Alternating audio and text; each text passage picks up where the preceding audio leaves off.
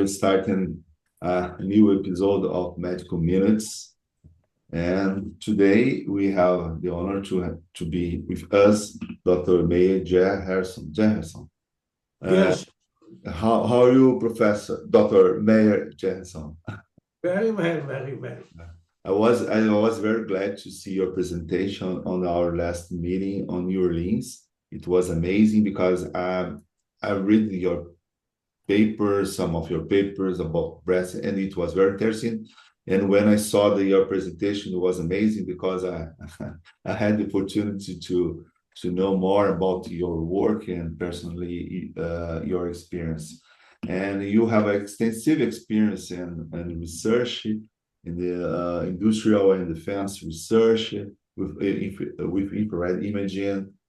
Professor Dr. Meir is a PhD in material science and in superconductivity. He has 34 publications, including Physical Review, IEEE, and Society of Exploration Geophysics. So we know that it's not easy to publish in this respectful journal. So congratulations, Professor, Doctor, for your publications. And there are many publications about thermography, analysis of pulse thermography, and field transform applied to pulse thermography, quartz halogen lamp intrinsic thermography imaging. So, and today, Doctor, what we are talking about? Okay, I'm going to talk about dynamic vascular imaging and using active breast thermography. A little bit of the history, where I go into thermal, not thermography, thermal.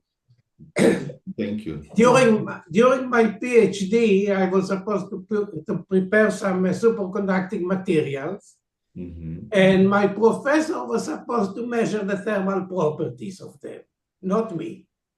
Actually, sorry, Doctor, actually, are you living on Mexico? Yes? What? Where are you living actually? I'm missing you. Actually, are you living in Merida, Mexico? Merida, Mexico, yeah. And you have the MCM Research Laura.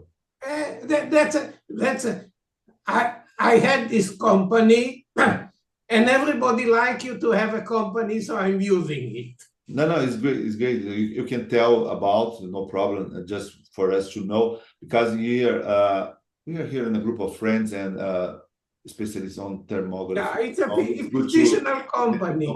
fictional company that I used to have.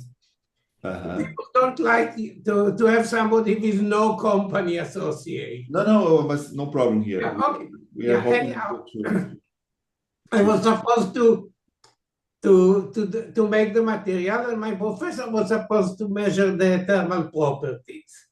Okay. He didn't know how to use the oscilloscope, so I became involved in this project. And doing it, I start to understand it. That's something very important. Yes. I used to be in the military, a radio technician, and I realized that thermal and wave have a lot in common, and that make me thinking.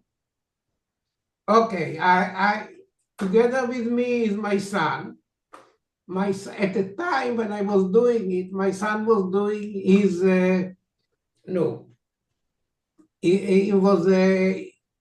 his residency, and he was between two programs, and he was seeing me doing it. He said, "Dad, can we do something with medical?" And I started looking, and luckily, I found this data set.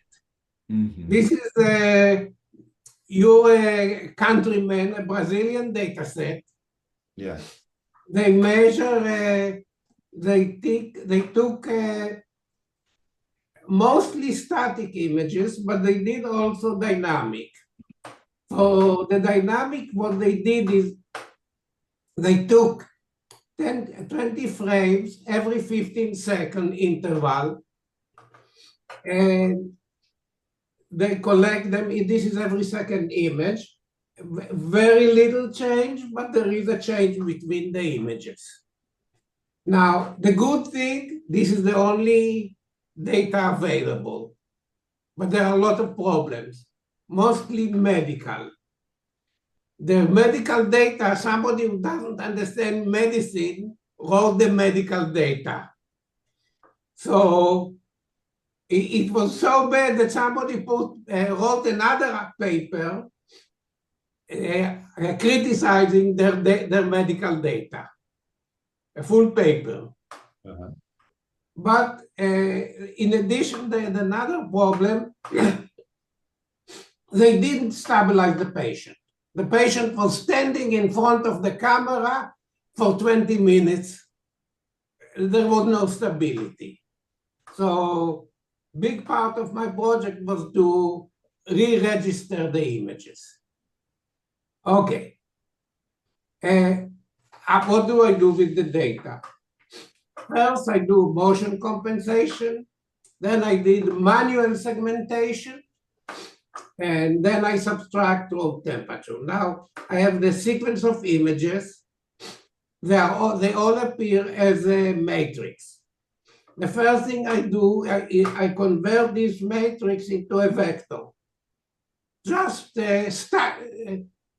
rearranging the elements to create a vector. So each image is a vector. 21 images, 21 vectors. That's for mathematical convenience. Now, virtual wave transform. I started realizing it when I was doing my PhD. I got the notion.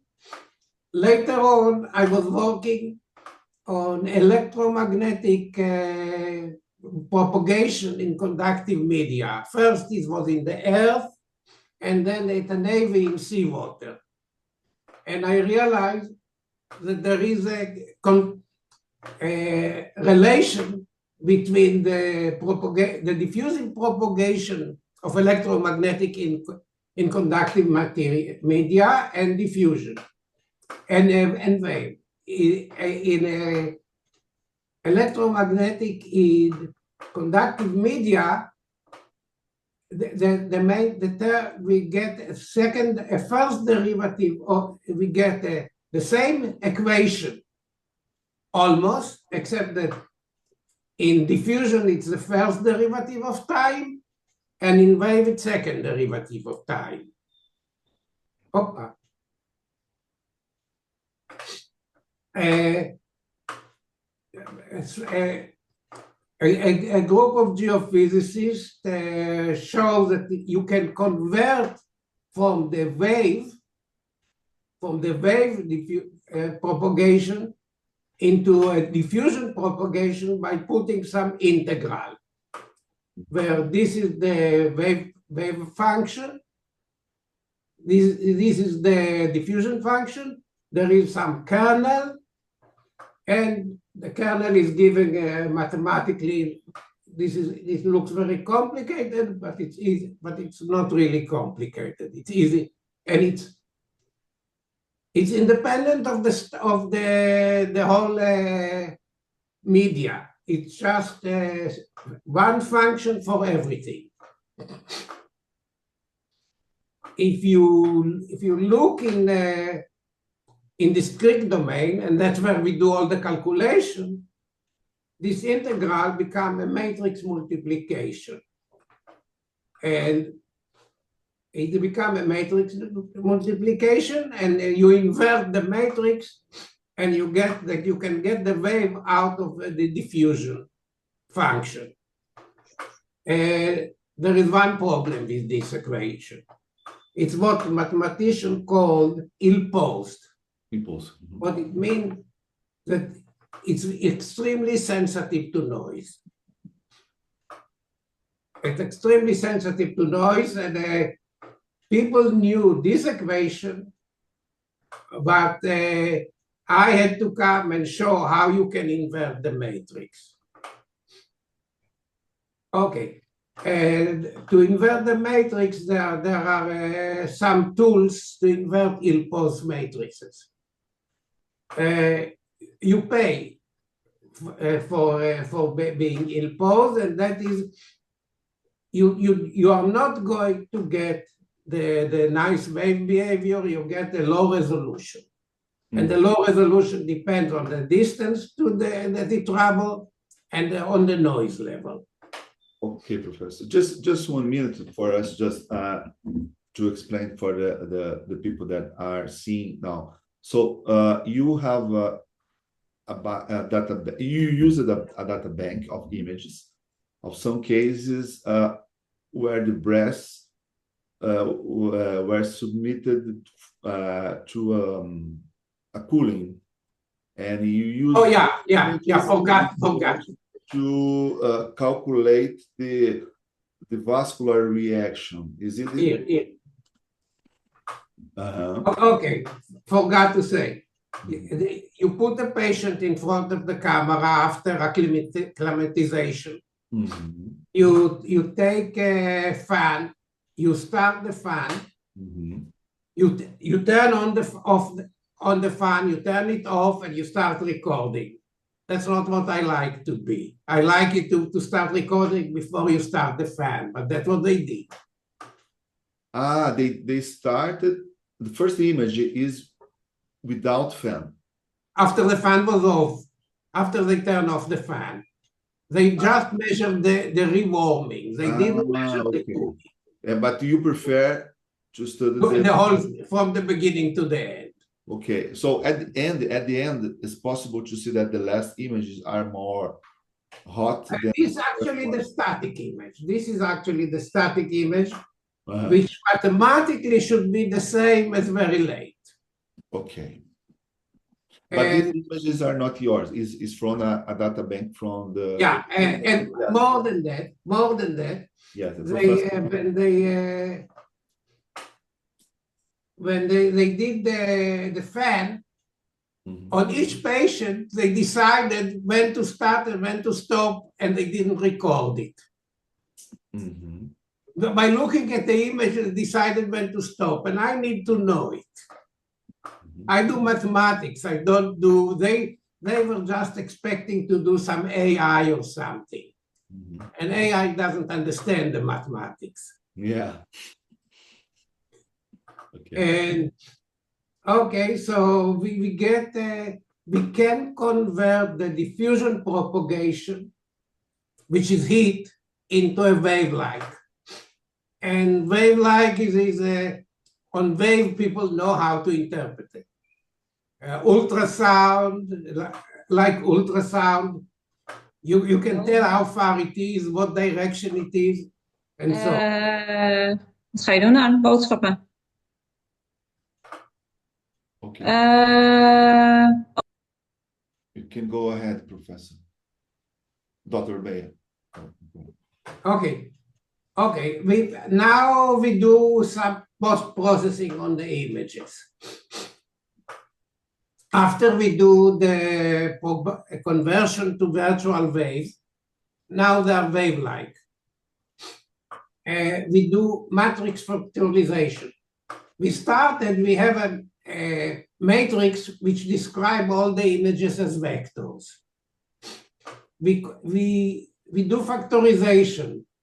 6 is factorized to 2 by 3, and we do it with matrices. Yeah. And what we get is one matrix contain all the images. The other matrix contain the time behavior. And we get a much less data. And more than that, we use principal component analysis. Statisticians love principal component analysis because it's tend to reduce the complexity of the data. Usually the first few matrices contain all the data and the rest contain noise. So I did principal component analysis. I got 6 images. You look at them, they got much clearer than the original data. and 6 time traces of each. This image, this image is associated with this time sequence, these images with this, and so on. And I have some questions here, Professor. But I have some questions. Can I ask? Yeah. But sorry, because I read the paper and I have some doubts to understand how it works. So the scale on the images are temperature, is it? Yes. In temperature. Yes. Okay. And these images are the subtracted images. Yeah, they are a principal component of the images, of the original images. Okay, this we had 20 images, now we got into 6 images. Okay, but it's not the delta T, is the absolute temperature at that moment, is it?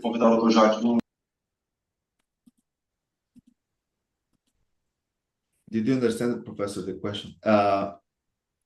I'm asking if the on the scale is the delta T from the first and the last image, or is the absolute temperature? I didn't convert it. This okay. This multiplied by this is the temperature, but in the virtual domain, it's not in the real domain. Okay. And the column 1, column 2, 3 are the full image or part of the image? The image is the original images is a multiplication of matrix of an image of the images multiplied by the temperature. The temperature is this, the images is this. Okay, so the column 1, it means image 1, or it means all the matrix, all the geometric matrix, is it? It's not part of the breast. You didn't choose a part. You choose all the image. Is it, Professor? No, here, I took the images and each image become a vector. Yeah. And this is the matrix of the images. It's a new matrix. It's a mathematics. You have to do mathematics, so you have to. Yeah, no, but I want to understand without doing the mathematics, but to understanding. Each vector, each column corresponds to an image, to one of the images. Very interesting. And to correct, for example, how did you perform the motion compensation? Did you use I see that it's a FLIR, that is a FLIR software for this, because MATLAB has a lot of software. It took me more work than doing the rest of the work. And the manual segmentation, you did choosing the both breasts. Yeah. Or you use one image for the right, one matrix for each. For the right and one for the left. Sorry? One matrix, each breast has its own matrix. Nice. No, because for us it's so complex this. So, but now I'm understanding the how you did this. So it's so complex, and there are many steps to get research. Yeah. Results. Thank you. My segmentation, I use a drawing package, and I drew a big bulb over the breast. Nice. And people publish lots of paper, and I found that you get better and easier if you do it by hand. Okay, so the original set of images is this as a matrix multiplied by this as a matrix. This has time information, this has image information. Now, when you look at all the data, the time information is almost the same for all the patients, but the images are different. Mm-hmm. Yes. There is another thing. If you look at the images, every second one are they are similar. This looks like this looks a little bit like this, and like this. There are similarities between every second one. A normal, is it a normal picture or abnormal? I don't remember. Okay. I think abnormal, but I'm not sure. Okay. I didn't go so far. I decided that when you have 4 patients, No problem. that you trust the data, that they say how they decided it's cancerous. The rest of except the 4, they didn't say in which breast, or they didn't say how they found that it was cancerous. Yeah, no. They just say that they didn't use thermal to find it. So I decided not to address this issue. Mm-hmm. Just do mathematics. Yes. We find that this is a log scale, which means this and this is exactly twice as much, and this are twice as much, and this is too complicated to say something. Okay, so we have something almost universal for all the breasts, and we have a factor of 2 between the peaks. This is it here, twice as much as this.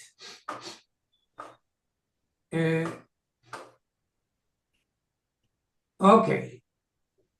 The principal component analysis is based on image, and that's did very good separation between the images, but this looks complicated. Then I write independent component analysis, which is another mathematical tool, and principal component looks about the maximum signal, independent component look about individual, try to individual. I run this time I run only 4. It seems to separate much nicer. And this is twice as much as this.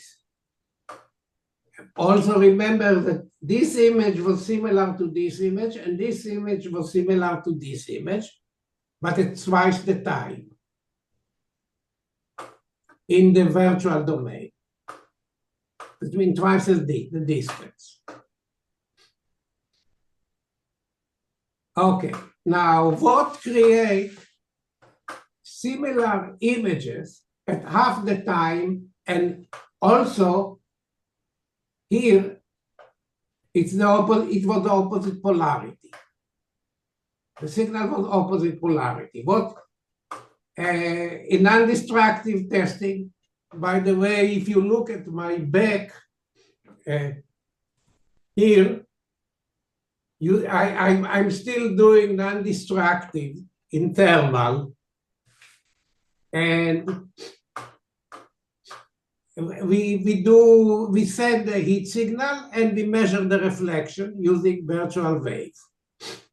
In non-destructive text, reflection are the same polarity when we have a cavity in the material. Mm-hmm. It reflects exactly the same way. On the other hand, if we have reflection for a boundary that we keep the temperature, the reflection is reversed. We have a reflection with reverse polarity here, which means it reflects from something at constant temperature. What do we have at constant temperature in the body? Blood flow.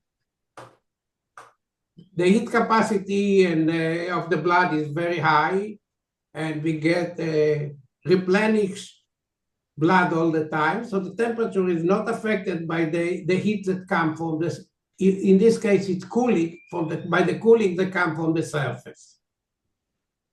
So we get a reflection at reverse polarity.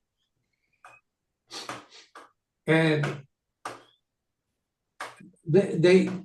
to get reflected from the blood vessels, the heat propagate from the cooling, propagate from the surface, reach the vascular, and reflect. So we get two-way passage. Now we have another reflection, another signal, and that was vasoconstriction. The vasoconstriction is immediate when you cool the surface. It's immediate. It's a neural response, and therefore it's relatively immediately. So the signal passes only one way, from the vascular to the surface. And when we cool the surface, the vascular constrict, which means the signal is exactly the same polarity as of the excitation. We cool the skin, we cool the vascular. So it has two things. It's the same polarity, and it's at one-way propagation. So we get one image is we get two responses, one for the high heat capacity or the constant temperature of the vein of the vascular, and the other is the vasoconstriction. This is most important part of your paper. And in the graph, doctor, could you please show us the reverse polarity on the graph? It is when it's the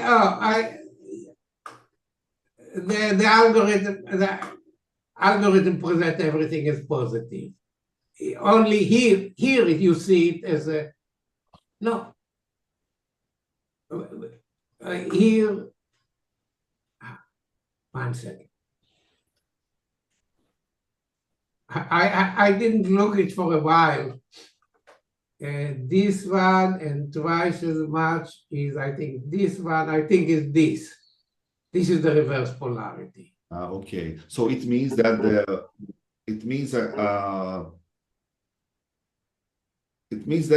is normal, yeah? It's not abnormal. This is normal reaction. So it means that it's possible to separate what comes from a tumor, for example.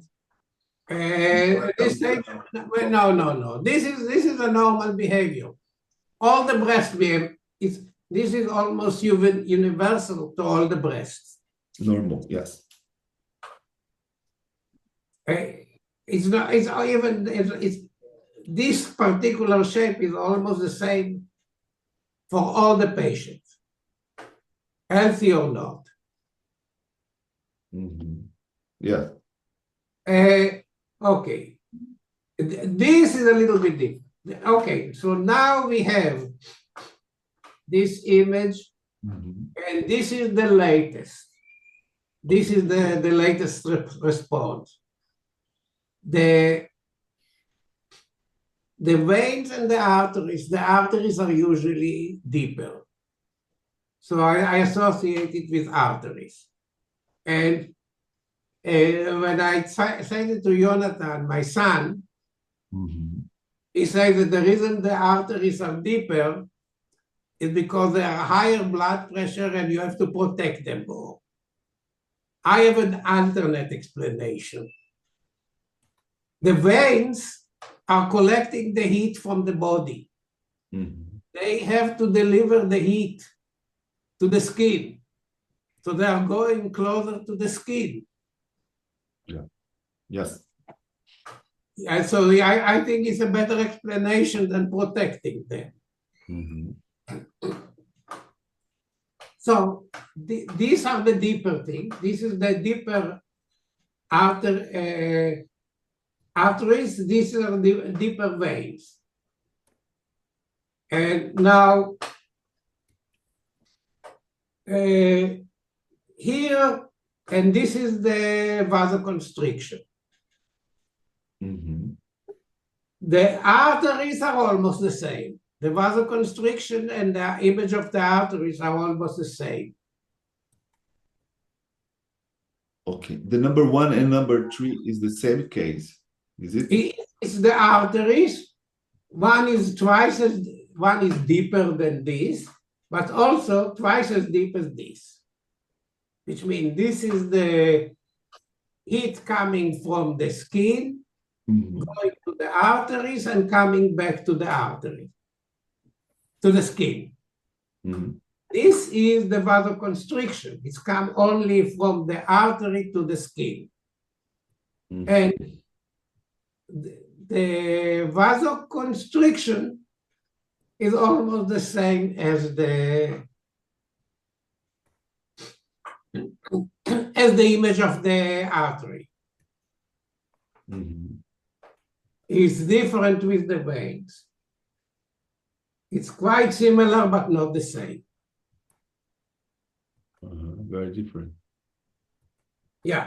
I suspect that this is a patient. I suspect this is a cancer, as I Okay.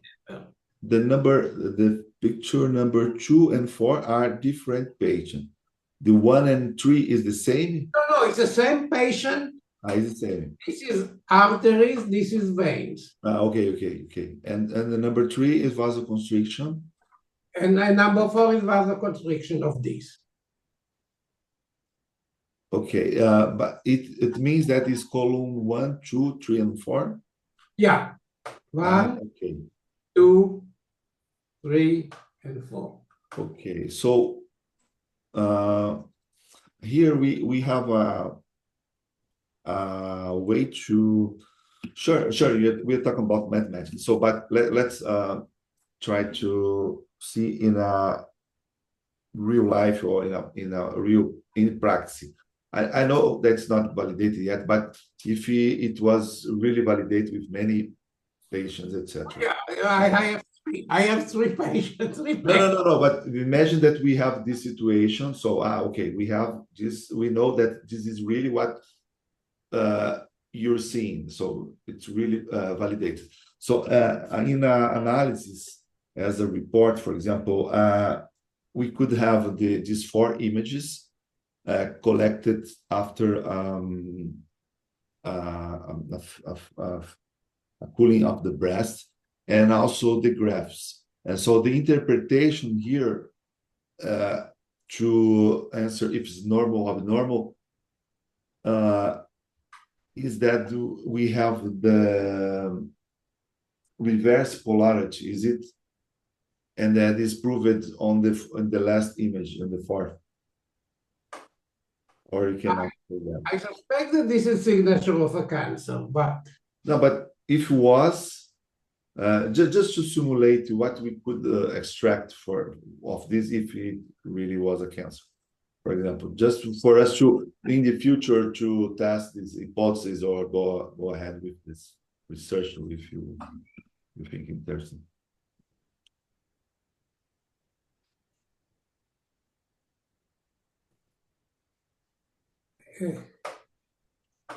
yeah, okay. So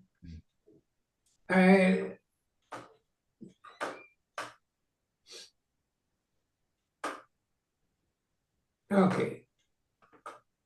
Now it's not finished. I have 2 projects. One is the material testing, non-destructive evaluation, and one is this. And after I submitted the paper, I got some contact about the non-destructive evaluation, so I switched to non-destructive evaluation. I'm finishing it now. I'm writing the paper. When I write the paper, I will go back to this. And what I want to do next. There are two things. First is those images, and I suspect that this image has information about the cancer. Not so much where the cancer, but the fact that it vasoconstrict or not depends on the heat of the cancer. The temperature of the arteries is independent of the cancer. The temperature of the veins is affected by the cancer. And if another thing, the holy grail of breast cancer detection is to find the heat from the cancer. What was his name? He did surgeries and he put a thermometer, a thermocouple, and he shows that the cancer, the tumor, generate lots of heat. But there was another thing. The Pence bioheat equation. If you look at the Pence bioheat equation, it's the old Fourier heat equation with addition term of the blood flow, of the, no. What? You know the terminology. I forgot the name of the perfusion. Perfusion, yeah. Yeah, the perfusion term. But everybody write the perfusion term and forget what happened. And you find that the perfusion term, when you do the mathematics, absorb about 90% of all the heat. What happened with this heat? This heat goes to the veins. And then the veins goes next to the skin, and you see it there. So when they are looking for the heat flow, what they do is they try to do reverse modeling of the heat from the tumor. But most of this heat goes to the veins and go to the skin. It's not at the cancer location, it's at the skin. Yes. And so all the reverse modeling fails. They get decent results, but they are missing something. It's masked by the veins. The heat from the veins. Now, what we can do here, we can identify the veins. This is the image of the veins. We found it in a different way. Not by its heat, but its response to heat. So we can remove the veins because we know where they are. So when we do this, we can remove the veins, and we found the small residual heat of the cancer itself. It's That's the other thing is 90% of the heat from the cancer goes to the veins. So we should see a difference between the veins or cancerous veins which are fed by cancer and veins that are not fed by cancer. That's where the heat from the, everybody is looking for the heat from the cancer in the skin, on the skin, not and get rid of the veins. And when you look at this image, you don't know what is vein and what is artery. No, but it's possible to see that the left breast is something that has increased in temperature, or there's some range. I'm not sure if it's even the same patient. Okay, no, but in this case, for example,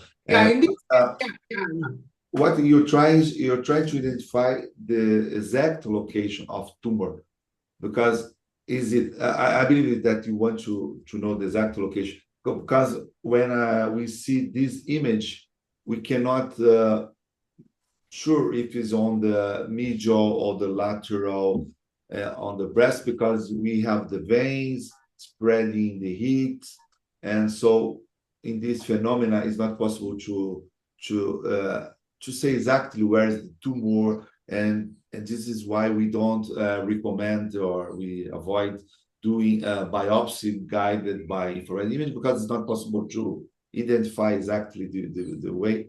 But we can still identify it's an abnormal response, and perhaps even as a response characteristic of tumor in future. Is it correct, Professor Dr. Meir? I prefer not to do medicine at this stage. Okay. I do mathematics. Mm-hmm. Yeah, yes. Oh, so this is my opinion. So my opinion is that we have here that it's possible to understand that something abnormal, but not yet to know to identify the exact location of the tumor. Yeah. Oh, yeah. My thinking is that this is a pre-screening, let's call it. Mm-hmm. If you don't see anything suspicious, you say this patient can go home. That's it.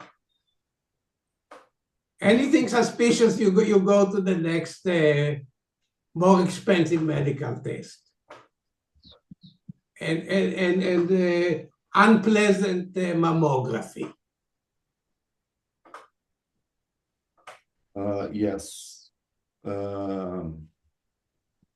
But also without cooling, it's possible to see there's something wrong.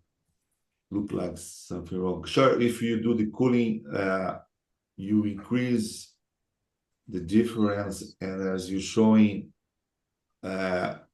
you were going to direction in near future to separate what is the artery and what is the vein response. So, but you prove that in abnormal situations, the vessels that have abnormal reaction, and that is possible to identify by thermography. Yeah. Oh. Yeah. So what I do next is use the dynamic data to get the static, to improve the static data. Mm-hmm. Let's open the questions for the others. I have here questions from Jen. Jen, would you like to open your microphone and ask for Dr. Meir your questions, please? Can you tell me if variation in your waveform was from the actual blood propulsion on that time scale?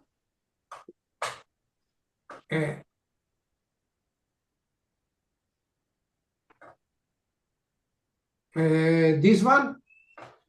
Yeah, is the waveform variable because of propulsion? It's the time response from the skin. This is time response from the skin and back. It looks like a pulse, but it's not a pulse, pressure pulse, it's a temperature. So it's a temperature pulse as a result of the cooling, as a response to the cooling. It's different. Yeah, it's And more than that, this is after going to virtual wave. mhm, This is mathematically already processed. mhm. And here Jen, he is not correlating with hurt hate. So it not means that it's a pulse like a blood propulsion. Okay. So yeah, It- it's possible to do research in the future, compare and having the hate pulse maybe. You go back from the virtual domain to the time domain, it's become much wider because the heat is slow to propagate, very slow and spread. Mhm. The And virtual wave mm, reduce the spread from the propagation. How are you differentiating the artery from the vein? By the depth. This is a longer time, therefore it's deeper.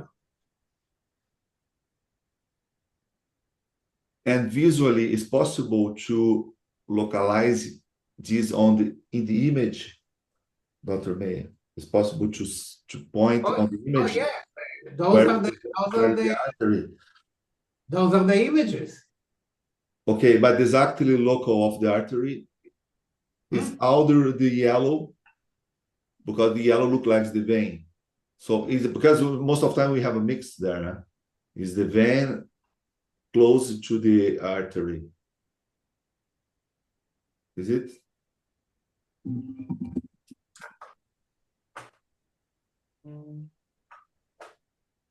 The question, Dr. If it's possible That's to about see me. the artery on the image. I got it. I got it. I'm sorry. I got it, but I cannot answer it. Okay, no problem, no problem. This was the question of Jen. Are you doing, Kenny, cooling of the breast, or did this on the past? Do you have experience, with this technique? They Not use the same as May. they use a fan to cool. Yeah, but Dr. Kenny, do you have a question? And now I'm also asking you if you did some experience with cooling breast, or you did this on the past, or you're doing this? I never have seen a patient. No, there's Dr. Kenny is here. Yeah. Dr. King, not me. Okay. Yeah. Yeah. So, I have a couple of questions on this. Because over the years we've done a lot of experimenting with cooling the breasts and trying to use this to get closer to whether cancer is present or not. I think my first question for you is I noticed that you are looking at the level of rewarming after cooling. Yes. Um, Other techniques have used looking at the degree of cooling with the idea that cancer, those blood vessels don't have normal nerve innervation, so they don't constrict. So my first question to you is really, what was the logic behind the decision to look at rewarming versus looking at degrees of cooling? That's the data I have. Yeah. And you see here, there is much less rewarming Yes. in this image, Mm-hmm. which I agree. Yeah. Except I did something that I use a lot of mathematics to see it. Yes. And the mathematics are interesting because you're really able to isolate things better and get rid of that background noise. Yeah.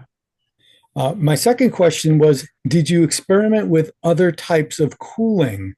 Certainly fans are one way to do it, but sometimes it's an ice water bath or something like that. You stick the hands in ice water to get a sympathetic reaction.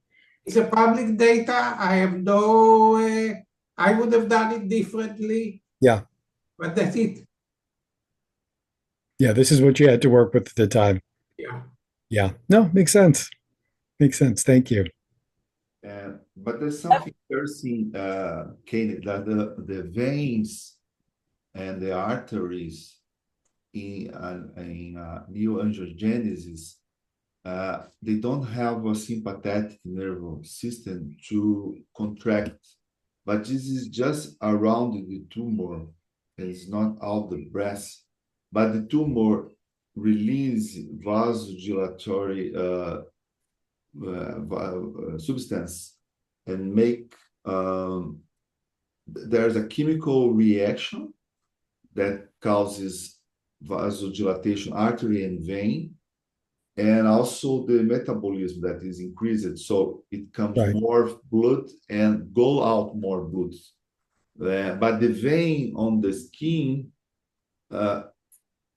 it has a normal reaction, so it there's a little cooling of the vein, but not so much as the normal breast, because there's a fight between the physiological cooling against the abnormal vasodilatory effect of the tumor. Right. From If everything is open because of the cancer, then we're going to have a greater level of rewarming. Yeah.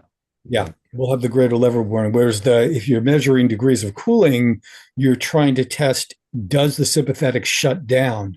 In this case, we're not really worried about whether the sympathetic shut down. We're looking more at how much heat is actually being produced because of the tumor's presence, and that would be demonstrated by the rapidity of the rewarming. I mean, I believe this is what Dr. Gershenson, this is what you're going after, because it's more metabolism, there's more heat being generated. Those areas are going to be warmer faster. And then we're using mathematics to get rid of the background noise so that we're not being confused by those additional factors. And we cannot forget that fibroadenoma, a benign tumor, also has a high flux. So yes, most of time, and I'm saying to the others here that we must to take care, because it's not specific for cancer when we have this reaction. So there are other kinds of tumors like fibroadenoma, and also phylloid tumors also can do this, and the other benign aspect is infection, but it's different. But tumors, nodules have fibroadenoma, and phylloid tumor can give a similar response. So this is why we need to do an anatomic exam to complement infrared imaging, and if need, a biopsy to be done with an anatomic exam until this moment. Maybe in future, we don't know. Great, Dr. Meir. You Very see that kind of heat transfer with the fibroadenoma, you wouldn't see the progression of that venous dilatation. Fibroadenoma is probably in the initial stage. Wouldn't they put more heat? Then as they grow, they somewhat kind of contain themselves? Or am I confused? I didn't understand. So are you saying that it's different, the evaluation of a fibroadenoma and a cancer, is it? Right, a fibroadenoma wouldn't do a progression of heat distribution. And how is possible to differentiate of carcinoma, for example? Well, that's what I'm saying, that if you have a fibroadenoma that you're following, a lot of times that heat is static. It doesn't progress in the same way that you show on this image 4. By the way, this totally ignores the constant heat. This equation. At the moment I do the convert it to virtual wave does not appear, constant heat is not in the virtual wave behavior. It's constant. Okay. Yeah. Okay, we must take care with fibroadenoma, because some fibroadenomas can be cancer too. It's more, there is a complex fibroadenoma. and some tumors could grow slow, and and this way is very difficult to say it's low grade tumor cancer, and or if it's a fibroadenoma. Just to complement Chen. So it makes sense, but in practice is very difficult to separate these things. Also doing a follow-up, and it's we must take care when we are doing follow-up, because we must do follow-up not with only with infrared image, but we must follow up with an anatomical exam, with the ultrasound or mammography or MRI. But it's important to take care when we are doing follow-ups. And okay, very good. Do you have any question? Okay, a couple of PowerPoint. Please ask it to Dr. Meir.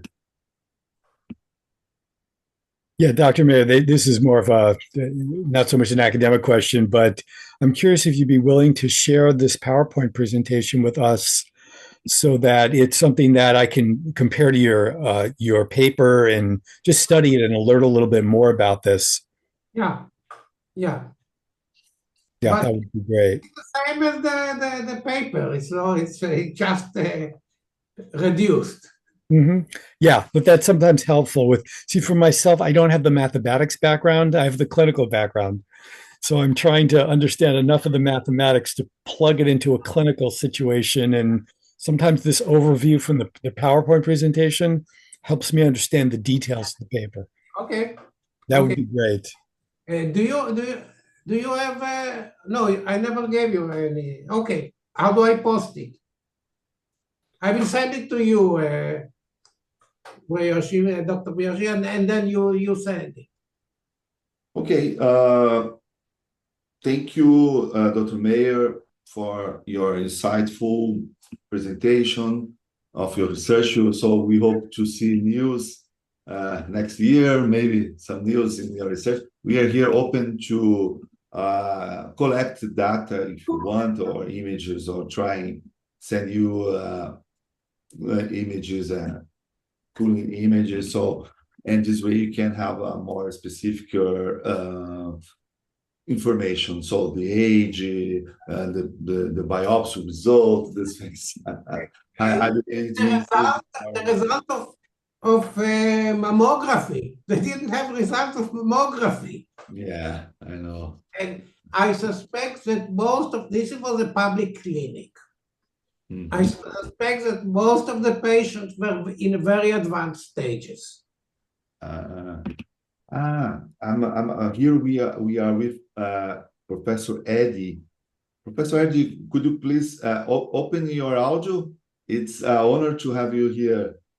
Professor Eddie is from Singapore. He's one of the most respectful research actually in demography, and he knows a lot of mathematics and clinics. Welcome. Oh, hello, hello. Marcos. Everyone, so sorry, I'm late. Wow. I have seen lots of your papers. Now I know who is the guy. Yes, this is the man, Professor. So sorry. MG. Thank you. Yeah, would you mind to? Is this presentation recorded? Don't mind, because I just joined. Would you mind to share the link, both PowerPoint and how to call it, any recording, please? Yes. We will put on also in our YouTube channel. We have an open American Academy. Oh, wonderful. Because I missed the presentation.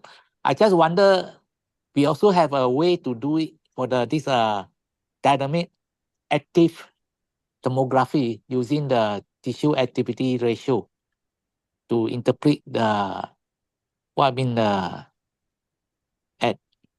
different frame, and because it's a lot of images to process and then interpret the tomogram. I think we have a way to do it. Maybe I can share our method also.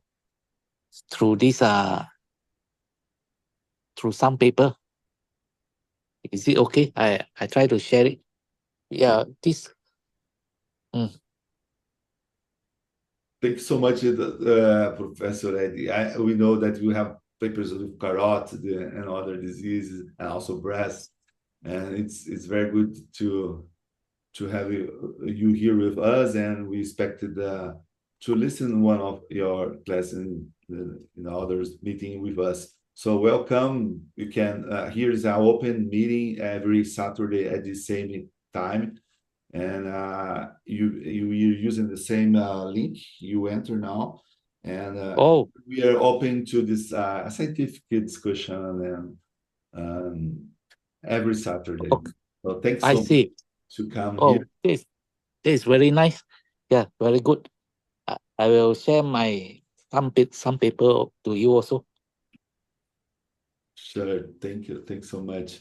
And okay, everybody, we are now in our last minute, so I'd like to thankful everyone here, especially Dr. Meir for his research, and we expect that everybody learn a little more about this topic or becomes more enthusiastic to do research and publishing about this topic that is very important for the medicine.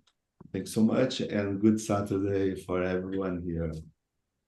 Bye. Yeah, thank you, everyone. Thank you.